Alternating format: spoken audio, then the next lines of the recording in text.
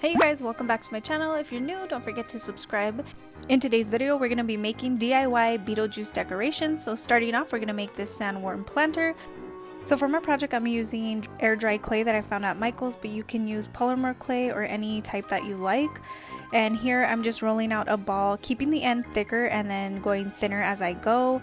And then whatever planter you're using, just be sure that you're kind of looking at it and just making sure that the piece will fit. And then I'm gonna just set mine to dry on a sponge brush. That way the bottom of it, like right when the curl is there, it'll like keep its shape. And then from there you could just make however many you like in whatever shape or size. I just made 3. And then depending on however thick or thin your clay is, it can take about 2 to 3 days to dry, but that again just is depending on whatever clay you're using. Once it is dry, I just took this paintbrush and painted it matte white. I had to switch up my paintbrush to a sponge one just because it gave it better coverage. And I'll go ahead and leave the brands of paints and the clay that I used down in the description box below.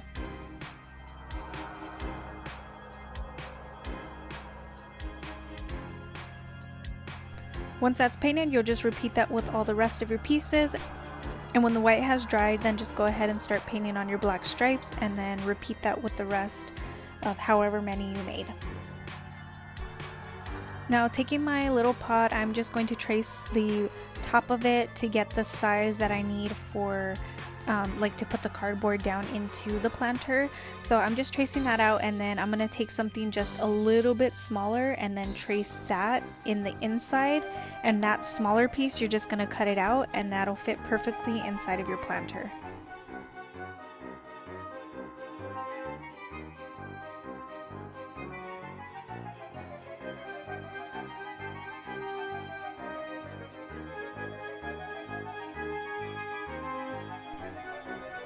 And just to make sure that the cardboard stays in place, I went ahead and hot glued just the rim of it, just to make sure that the pieces don't weigh it down and it'll just stay there.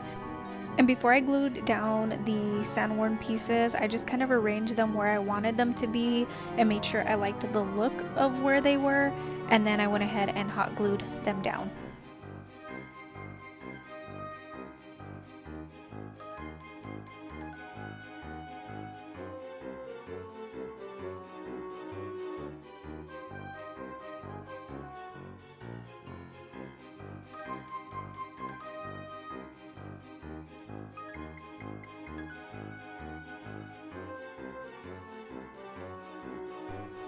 So when you have all your pieces glued down, I'm just taking this Spanish moss. I got it at Hobby Lobby.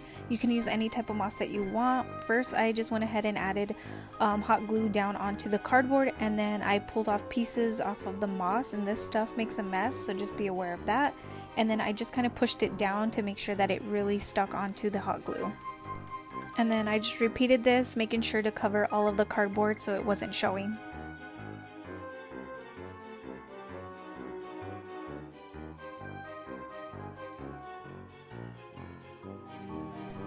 After I did that, I felt like my pot was just a little bit too plain, so I added some hot glue around the bottom of the rim, just to give it a little bit of texture, and then I painted that with some black and white paint mixed together with a dry brush. I just lightly brushed where the hot glue was, and then on the sides and just all over the pot, and I did wipe a little bit of it off. I just wanted my pot to have like a little bit of an old, like kind of rustic look, so I did that and it turned out really great.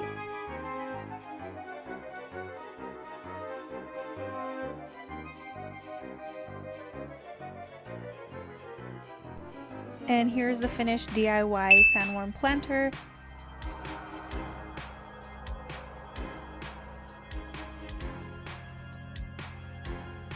Now the second DIY, I really wanted to make the sculpture that the stepmom makes in Beetlejuice. So to start off, I'm just making a rectangle shape, and I'm just taking 2 cardboard pieces to try to get as sharp of edges as I can. And then at the top you want to leave it a little bit slanted, and I forgot to record when that was done and when I added that top piece to it. But for the top piece, I just took another piece of clay and I flattened it out as much as I could. And then from there, for the little spikes on the side, I just kind of pulled those out and then rolled them in between my fingers. And while doing this, if that's too thin for you, you might want to just take individual pieces and you can stick them on that way. But this was just easier for me. And if you have a lot of, I guess, creases or things that don't look blended, you can go ahead and just take a little bit of water and it flattens it out and smooths out the clay really nicely.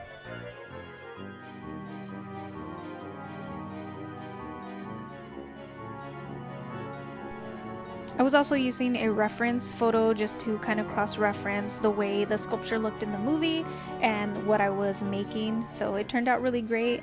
Once you've done all that, just be sure to take another piece of clay and stick it to the second part of your sculptured piece, and then you want to set it on something so it'll dry standing up. I just went ahead and stuck it onto my planter and it worked out perfectly, and I just let that dry for a day.